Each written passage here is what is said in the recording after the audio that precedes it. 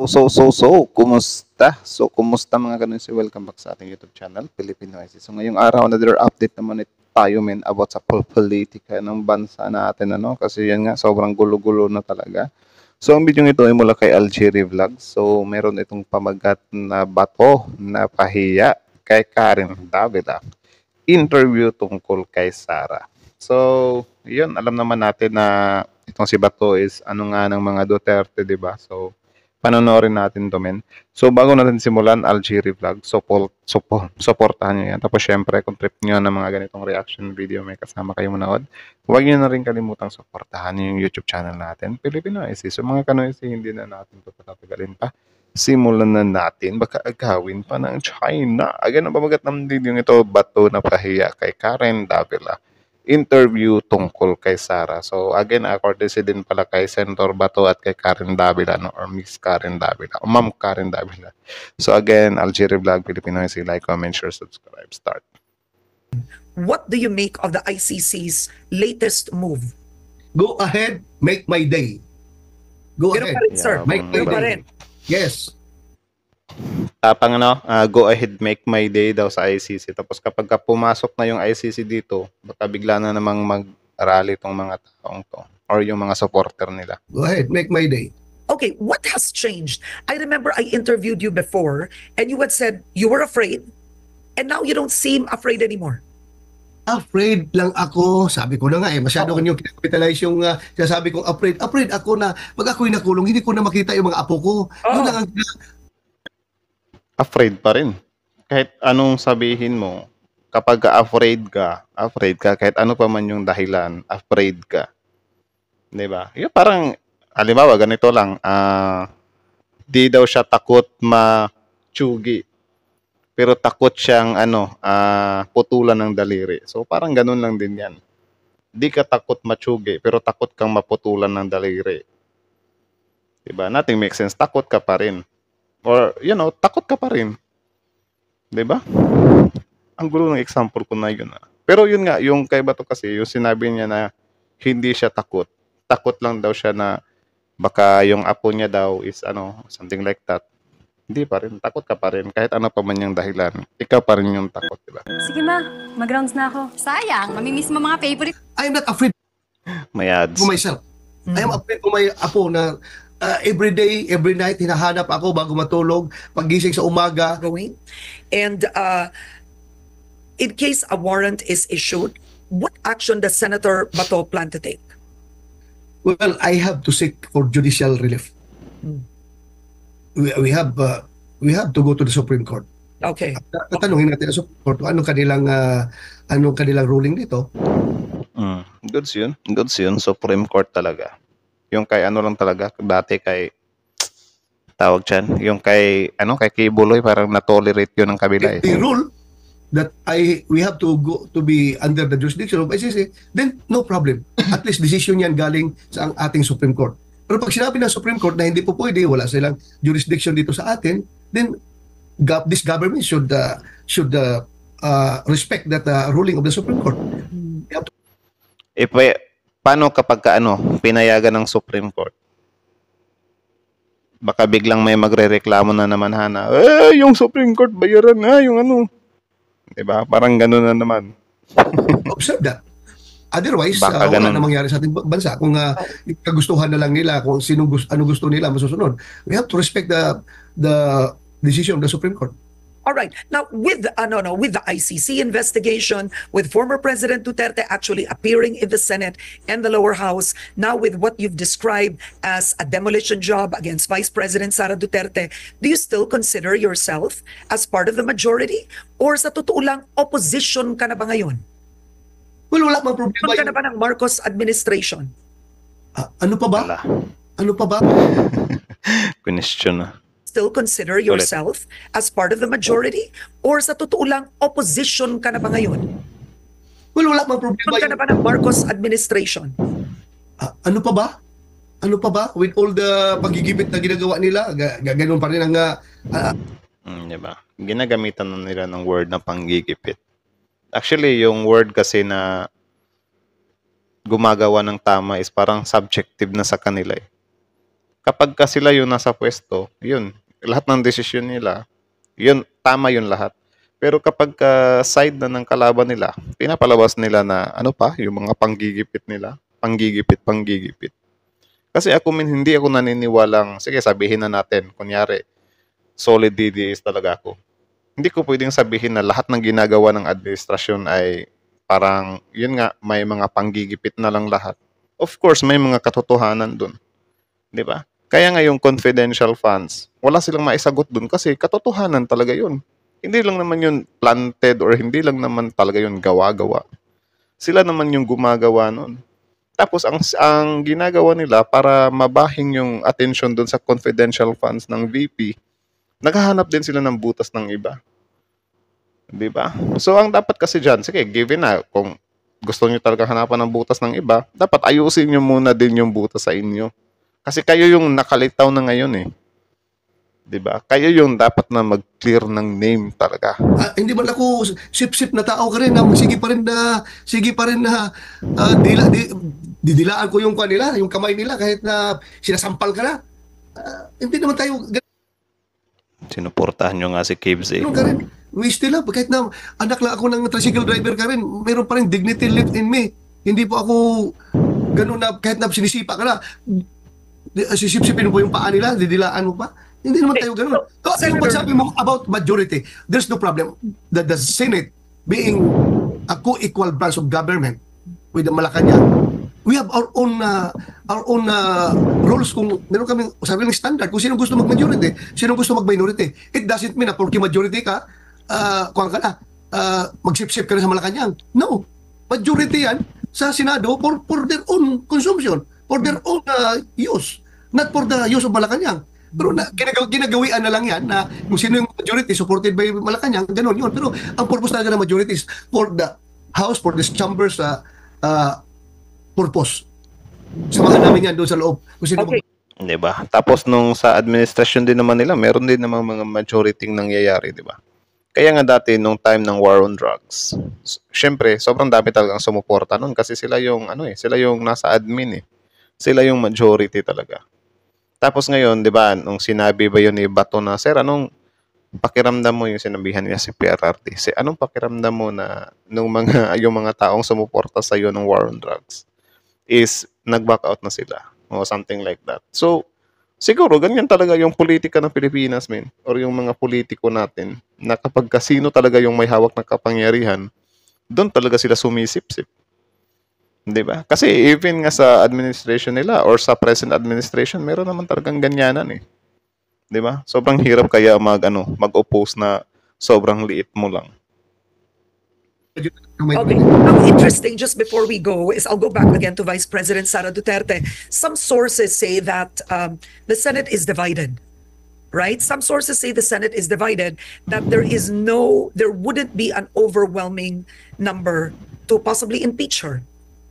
Ilan po ba sa pananaw nyo, you don't have to name them, ang kakampi pa hanggang ngayon ni Vice President Sara Duterte sa Sa tingin nyo guys, aabot kaya ng 8 yung kakampi kay VP Sara? Comment nga kayo sa baba. Senado, or who are empathetic towards her or sympathetic towards her? I don't have to name names, no? But the Senate, hindi ko na pwede pangunahan yung aking makasamahan dyan. My personal observation, based on my personal observation lang, karamihan dyan tahimik lang eh. Ayaw lang nilang mabadshot sa Malacanang. Ayaw lang nilang mawalan ng... Same nga noon sa dating administration, 'di ba? Kaya nga tayo dati nagdududa tayo, 'di ba, na nung time ng Pogo, 'di ba? Nung time ng Pogo nung admin Duterte. Sobrang daming senador na pumabor sa Pogo. Kasi yun nga, parang ang pangit nga namang umopose or ikaw yung sasalungat, 'di ba? Pero kudos kay kay Risa Hontiveros. I think 3 sila na nag-oppose sila doon sa sa Pogos. 'Di ba? Yun talaga yung may pure na paninindigan. Connection sa Malacanang. Kaya tahimik lang yan. Pero deep inside, I can read their hearts. I can read their hearts. Sana all. Karen, Sana all he can read their tahimik lang yan. hearts. Pero I don't have to name names. Really? But instead of reading their hearts, have you talked to them? Have you talked to any of them? I don't need to talk to them because nakikita ko na sa kanilang mga konsensya kung sino sila. I know. Nakikita ang konsensya o kinokonsensya pa lang. I know where their heart and mind lies. But they Alright. just keep silent. They just keep silent. Ayaw nila mabadshot sa Malacanang. Okay, so Ganyan let's move talaga on before we siguro. go. You are running for re-election once again. How are you faring? I mean, the last time you ran, you were number 5. Am I right? Yes. Tama, no, Yes. number 5. So you were in the top 6, which is a coveted upper half spot, right? Every time there are midterm elections or the Senate elections push through. Where do you think you are? How are you feeling about these elections? Hindi ako alam mo, just yung real talk lang, real talk. Real talk. Real talk, real talk. Kung ikaw ay Real politiko, talk. normal human tendency yan eh. Self-preservation. Kapag ikaw ay politiko ka rin, kapag ikaw ay nasa ilalim ng sorbe, nasa baba ng sorbe, hindi ako Tapos? naniniwala sa sorbe na yan. Hindi ako O, diba? Kapag siya daw yung, guys, to be honest, ako din, hindi din ako talaga naniniwala sa mga sorbi-sorbi na yan. Even sa survey ng ABS at GMA. Hindi ako naniniwala, guys, kasi kung sino yung mga nagsusurvey, kunyari, surveyor ng GMA, surveyor na pabor dun sa ABS-CBN, gugulat na lang ako, puro sila yung parating nagtatapuan. So parang pinagloloko lang tayo ng survey, di ba? Yung survey din kasi, pwede nilang piliin yung lugar na napakarami talagang boboto sa isusurvey nila, something like that pa. Pwedeng maging ganun yung scenario. So, ewan ko kung para sa akin na hindi ganong accurate talaga yung survey na yan. Especially if yung taga-surveys, iba din. Parang siguro connected lang din sa kanila or baka loyal sa kanila or sila yung bias. You know? Kasi yun nga, sabi ni Bato. Kasi dati naman, nung survey ni, ni Glenny at survey ni BBM, parang magugulat na tayo sa kabila. Si Lenny yung top 1, sa kabila, si BBM yung top 1. Parang ganun ba? So, ewan ko. Sobrang talaga ng sorbe-sorbe na yan. naniniwala sa sorbe. Kapag ikaw nasa taas sa sorbe, naniniwala ako dyan. Kasi nasa taas ako dyan. Nasa taas ako. The same with me. Human lang ako. Tao lang ako. Kapag nakita ko nasa ilalim ako ng sorbe, hindi ako naniniwala dyan. Hindi yan totoo. Kapag nakita ko nasa taas ako, nakakaangat ako, uy, mukhang maniwala ako dito. Dahil maganda ang pleasing ko dito. Oh, Pero in short, para din siyang nagiging para din siyang kapag ganyan yung ganyan yung perception ba yung tawag niyan.